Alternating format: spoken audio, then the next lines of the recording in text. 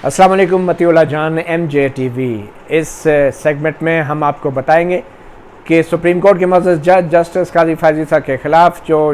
London की जायदादों को छुपाने का इल्ज़ाम था, जो रेफरेंस था, उस मखसूस इल्ज़ाम से मुतल्लक उन्होंने क्या मखसूस जवाब दिया है। ये बड़ी दिलचस्प बात है। गो कि ये वो इल्ज़ाम है जिसका जवाब तकरीबन 4-5 सफ़ात पर मुश्तमिल है और जो असल इंकशाफात से भरपूर जो जवाब है, जो आइनी दरख्वास्त है, वो इंतहाई दिलचस्प है। मगर ये भी अहम है कि जो इल्ज़ाम लगाया गया है उस इल्ज़ाम की नोयत क्या है और हकीकत क्या है। तो जस्टिस काजी फैज़ ईसा साहब उस इल्ज़ाम के हवाले से अपनी इस आइनी दरख्वास्त में फरमाते हैं और ये वो जवाब है जो कि जुडिशल काउंसिल को भी वो दे चुके हैं, एक बार नहीं, शायद एक से ज़्यादा बार। इस आइनी दरख्वास्त में जस्टिस काजी फैज़ ईसा कहते हैं कि सदारती रेफरेंस के अंदर 3 जायदादों से मुतल्लक इल्ज़ाम लगाया गया। एक जायदाद जो कि मार्च 2004 में 2,36,000 पाउंड की जो जायदाद है और वो ख़रीदी गई, उनकी अहलिया ने ख़रीदी ये जायदाद लंदन में, जिसकी मिल्कियत जो है उसके अंदर उनकी बेटी सहर ईसा खोसो को भी शामिल किया गया। मगर ये जायदाद मार्च 2004 में ख़रीदी गई, जबकि रेफरेंस में ये तारीख 2014 की है, जो कि गलत थी। दूसरी जायदाद जो कि रेफरेंस में जो इल्ज़ाम है वो है जज साहब की वाइफ और उनके बेटे अरसलान ईसा खोसो के नाम, जो कि 2,45,000 पाउंड में 3 अप्रैल 2013 को ख़रीदी गई। और तीसरी जायदाद जो कि जस्टिस काजी फैज़ ईसा की अहलिया और बेटी सहर ईसा खोसो के नाम पर है, वो ख़रीदी गई 2,70,000 पाउंड 28 जून 2013 की। और ये मालूमात और ये तफसीलात एग्जैक्टली सदारती रेफरेंस से ली गई हैं, जो कि जस्टिस काजी फैज़ ईसा ने रिप्रोड्यूस की हैं यहाँ पे। उस रेफरेंस में ये इल्ज़ाम लगाया गया है कि जो इनकम टैक्स ऑर्डिनेंस हैं, 1161B सेक्शन है 2001 ऑर्डिनेंस, जो जज साहब हैं उन पे ये कानूनी ज़िम्मेदारी बनती थी और ये अदालती ज़िम्मेदारी थी, ऑब्लिगेशन थी कि अपने जो ये जायदादें हैं उनको ज़ाहिर करें। और चूँकि उन्होंने ये ज़ाहिर नहीं की तो इसलिए ये नहीं कहा जाता कि वो किसी भी इल्ज़ाम से मुबर्रा है। लफ्ज़ ब्लेमलेस लिखा हुआ है ज़ाब्ता अखलाक में, तो यहाँ पे रेफरेंस में कहा गया है कि वो चूँकि उन्होंने ये जायदादें ज़ाहिर नहीं की तो वो ब्लेमलेस नहीं है और उनका जो कंडक्ट है वो फ्री फ्रॉम इम्प्रॉपर्टी, मीन्स के वो किसी भी नामुनासिब किरदार या रवैये से आज़ाद हैं। तो ये इल्ज़ाम है। जज साहब का ये कहना है कि सेक्शन 116 को उन्होंने रिप्रोड्यूस किया और कहा है कि जो इनकम टैक्स कमिश्नर है वो किसी भी शख्स से तहरीरी तौर पे जो है उस किसी भी शख्स की बीवी या minor children and other dependents, छोटे बच्चों और जो दूसरे डिपेंडेंट्स हैं, उनके असासाजात के बारे में मालूमात ले सकता है, एसेट्स और लाइबिलिटीज़। लेकिन कौन? जो कि माइनर हों, बच्चे हों, और डिपेंडेंट्स जो कि डिपेंड करते हों, जिनकी कफ़ालत जो है वो उस शख्स के ऊपर हो। तो इनकम टैक्स कमिश्नर ये नोटिस दे के ये मालूमात हासिल कर सकता है। जज साहब का ये कहना है कि ये जो 3 जायदादें हैं, रेफरेंस में तो इल्ज़ाम लगाया गया है कि ये उनकी बीवी और उनके बच्चे जो हैं उनकी जायदादें हैं, मगर जज साहब को ये अपने असासों के गोशवारों में ज़ाहिर करनी चाहिए थी। जज साहब का ये मौक़िफ़ है कि अगर इनकम टैक्स कमिश्नर ने इस हवाले से नोटिस नहीं भी दिया, हालांकि नोटिस बनता नहीं था क्योंकि उनकी बीवी और बच्चे वो ना तो डिपेंडेंट हैं और ना ही वो माइनर हैं, वो एडल्ट हैं, बड़े हैं। कहते हैं कि चले अगर इनकम टैक्स कमिश्नर ने नोटिस नहीं भी दिया तो फिर इनकम टैक्स कमिश्नर के तरफ से कोई नोटिस ना आना, इसका मतलब ये है कि कानून की अभी तक कोई खिलाफ वर्जी नहीं हुई। और अगर हम ये मान लेते हैं कि कमिश्नर जो था वो नोटिस जारी करने का वो मजाज नहीं था, तो फिर तब भी ये इल्ज़ाम दुरुस्त नहीं, और मजाज इसलिए नहीं था कि वो सिर्फ़ और सिर्फ माइनर और डिपेंडेंट्स के हवाले से इनकम टैक्स कमिश्नर मालूमात हासिल कर सकता है। तो फिर रेफरेंस नंबर 1 जो है उसकी कोई बुनियाद नहीं है, क्योंकि जो जज साहब की अहलिया हैं और जो उनके बच्चे हैं वो ना तो माइनर हैं और ना ही उन पे डिपेंड करते हैं, और ख़ास कर ये जब जायदादें ख़रीदी गई तो उनकी अहलिया और उनके बच्चे ना तो माइनर थे और ना ही वो उन पे डिपेंड करते थे। इसीलिए जो जुडिशल काउंसिल के मौजूद चेयरमैन थे चीफ जस्टिस आसिफ सईद खोसा, उन्होंने जब सदारती रेफरेंस पढ़ा था तो अटार्नी जनरल को उन्होंने एक नोटिस दिया था और कहा था कि जुडिशल काउंसिल को मुत्तला किया जाए कि भाई इसमें स्पेसिफ़िक मिसकंडक्ट क्या है, ज़ाब्ता अखलाकी खिलाफ वर्जी क्या है। और आज तक ये जज साहब फरमा रहे हैं अपनी आनी दरख्वास्त में कि आज तक अटार्नी जनरल ने जुडिशल काउंसिल को इस हवाले से मुतमईन नहीं किया कि ये जो अहलिया और बच्चे जो कि ना तो माइनर हैं ना डिपेंडेंट हैं, उनकी जायदादें ज़ाहिर ना करके जज साहब किस तरह ज़ाब्ता अखलाक की खिलाफ वर्जी के मुर्तकिब हो गए। आज तक बकौल जस्टिस काजी फायज़ ईसा के उन्होंने जुडिशल काउंसिल को मुतमईन नहीं किया। फिर जस्टिस काजी फायज़ ईसा कहते हैं कि मैं कानून का बहुत बहुत पाबंदी करता हूँ, और सेक्शन 116 ने ख़ास तौर पे वाज़े करता है कि जिस तरह की तशरीह सदारती रेफरेंस में की गई है इनकम टैक्स की ज़िम्मेदारियों की, वो इनकम टैक्स का कानून जो है वो चीज़ नहीं करता। और ये रेफरेंस जो दायर किया गया है ये वज़ीर आज़म के मशवरे पे किया गया है। तो जज साहब ये भी कहते हैं कि अगर इस इल्ज़ाम को दुरुस्त मान भी लिया जाए कि मुझे जो है वो अपनी अहलिया और बच्चों की जायदादें ज़ाहिर करनी चाहिए थी, जो कि वो दुरुस्त नहीं मान रहे, अगर मान भी लिया जाए तो फिर जो मेरी वेल्थ स्टेटमेंट है जिसमें मेरे बच्चों और बीवियों का जायदादों का असासों का जिक्र नहीं है, उसमें अगर कोई कमी है तो मेरी वेल्थ स्टेटमेंट को वज़ीर आज़म की वेल्थ स्टेटमेंट से मिला के पढ़ा जाए, यानी कि वज़ीर आज़म इमरान खान की, या जिन्होंने भी जो मशवरा दिया है सदर को या सदर की अपनी वेल्थ स्टेटमेंट्स की, कि क्या उन्होंने अपने बीवी बच्चों के असासों को उन स्टेटमेंट्स में ज़ाहिर किया है, और उन्होंने कहा है कि कानून सब के लिए बराबर होना चाहिए। ये नहीं हो सकता कि जज के तो बीवी बच्चों की जायदादों का पूछा जाए जबकि वो जज पे डिपेंडेंट ही नहीं और ना ही उनका उस प्रॉपर्टी से कोई ताल्लुक़ है। तो जो मशवरा देने वाले, जो रेफरेंस भेजने वाले, उनके बीवी बच्चों की जायदादें जो है उन पर भी कानून उसी तरह लागू होना चाहिए। वो फिर एक दफ़ा कह रहे हैं कि ये कानून लागू इसलिए नहीं होता कि उनके बीवी बच्चे ना तो माइनर थे ना उन पर डिपेंडेंट थे। फिर वो अपने ख़ानदान के बारे में बताते हैं कि जो जज साहब ये कह रहे हैं जस्टिस काजी फायज़ ईसा कि मैं अपनी बीवी बच्चों की जायदादों के हवाले से या बालिग बच्चों या इंडिपेंडेंट बच्चों की जायदादों के हवाले से जवाबदेह नहीं हूँ, और मैं पाबंद नहीं हूँ कि उनके बारे में मालूमात जो है वो डिस्क्लोज़ करूँ या उनके बारे में किसी किस्म के जो है लीगल टैक्स की जो तफसीलात हैं वो डिस्क्लोज़ करूँ। ताहम हुकूमत की टीम ने आधे सच और इशारों कनायों में जो तंज़ के तीर या इल्ज़ामात मुझ पे लगाए हैं, उन्होंने मेरे ख़ानदान वालों की ज़िंदगी को जहन्नुम बना दिया। ये जस्टिस काजी फायज़ ईसा कह रहे हैं कि हुकूमत के इन इल्ज़ामात ने और आधे सच ने और इल्ज़ामात ने मेरे ख़ानदान की ज़िंदगी को जहन्नुम बना दिया है, और हुकूमती टीम ने जानते बूझते हुए और बग़ैर किसी अख्तियार के मेरे निजी मामलात में मुदाखलत की हैं, और ये जो प्राइवेसी का है या जो निजी ज़िंदगी को तहफ़्फ़ुज़ हासिल है वो आइन में उसका तहफ़्फ़ुज़ हासिल है, जो मेरा बुनियादी हक़ है, हुकूमती टीम ने उसकी खिलाफ वर्जी की है, चादर और चारदीवारी की खिलाफ वर्जी की है। और इन हालात में जो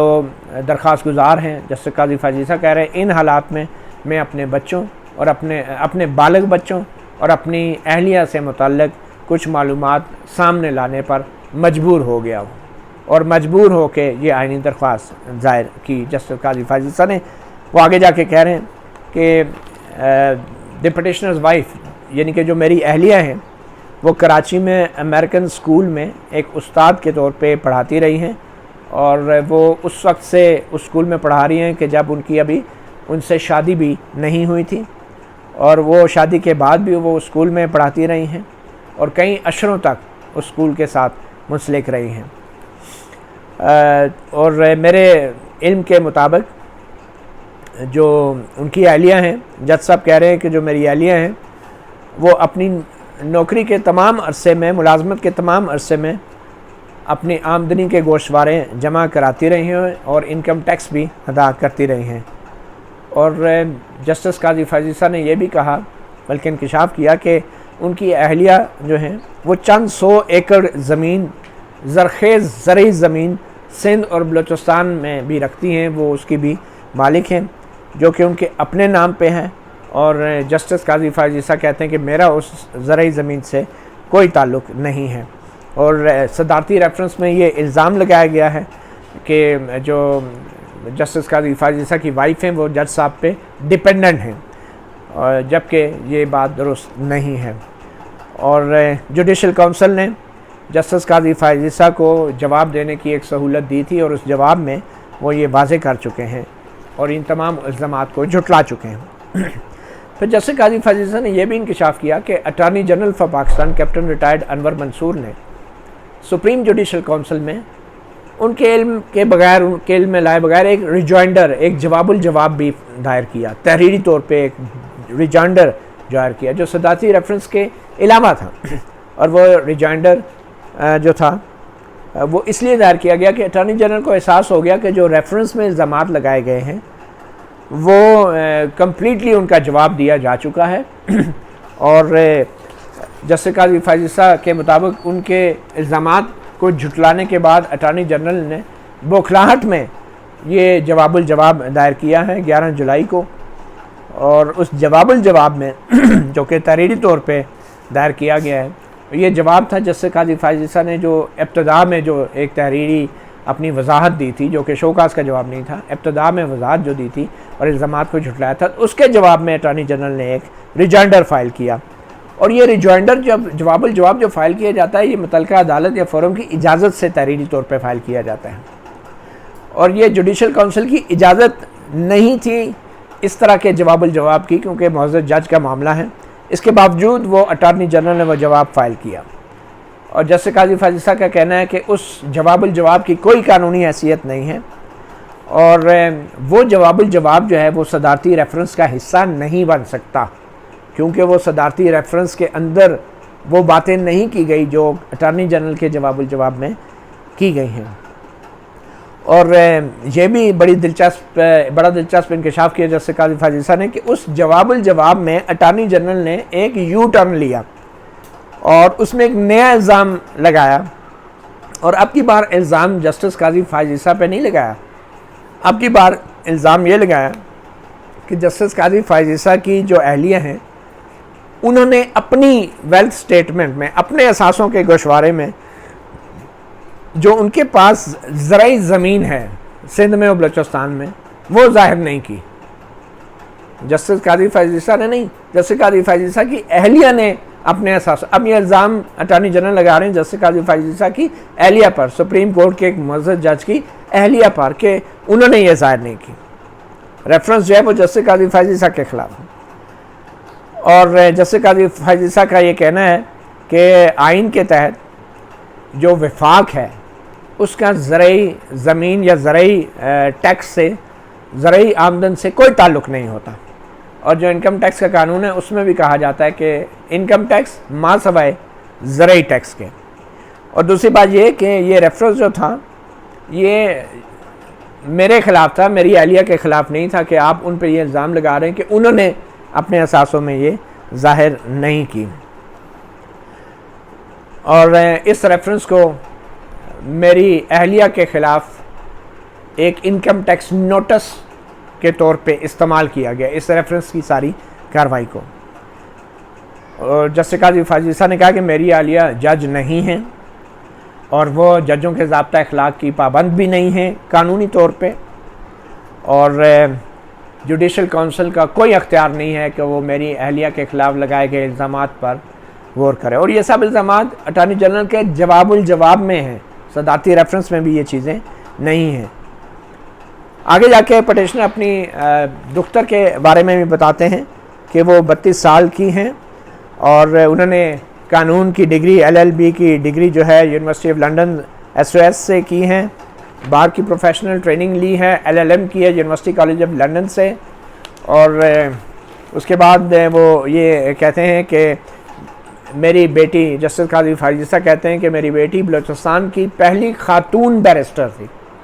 जो कि बैरिस्टर बनी बलूचिस्तान से, बिल्कुल उसी तरह जिस तरह मैं यानी जस्टिस काजी फारिसा बलूचिस्तान के पहले बैरिस्टर थे। और इसके बाद वो कहते हैं कि मेरी बेटी के जो शोहर हैं वो भी बैरिस्टर हैं, वो लंदन में होते हैं और वो यूनाइटेड किंगडम में मिनिस्ट्री ऑफ जस्टिस के लीगल एडवाइज़र हैं। उनके 3 बच्चे हैं और वो एक लीडिंग लॉ फर्म में भी उनके हस्बैंड काम करते रहे हैं और वो लंदन में उनकी शादी हुई मेरी बेटी की और वो लंदन में ही रिहाइश पजीर हैं। और ये उसी दौरान उन्होंने ये जायदाद 2,70,000 पाउंड की एक जायदाद ख़रीदी और उस वक्त से मेरी बेटी और उनके शोहर और बच्चे जो हैं उस प्रॉपर्टी में रह रहे हैं। आगे जाके फिर वो बेटे के हवाले से भी वजाहत दे रहे हैं जस्टिस काजी फाजिल साहब। वो कहते हैं कि 29 साल के वो होने वाले हैं, उन्होंने BA किया है स्टैफर्डशायर यूनिवर्सिटी से, MA किया है यूनिवर्सिटी ऑफ लंदन बर्बिक से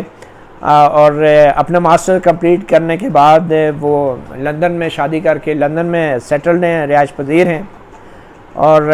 मगर बदकिस्मती से उनकी शादी कामयाब नहीं हुई और जब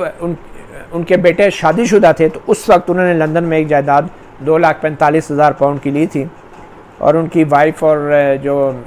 मेरे बेटे हैं वो एक प्राइवेट इक्विटी फर्म में एनालिस्ट के तौर पे काम करते हैं और वो उस प्रॉपर्टी में वो रहते रहे हैं उनके बेटे। फिर आगे जाके जस्टिस काजी फाजिसा कहते हैं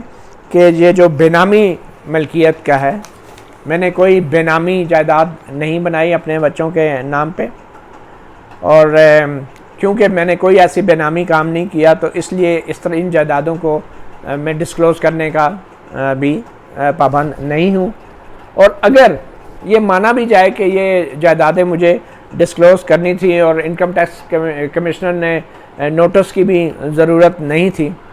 तो रेफरेंस नंबर 1 में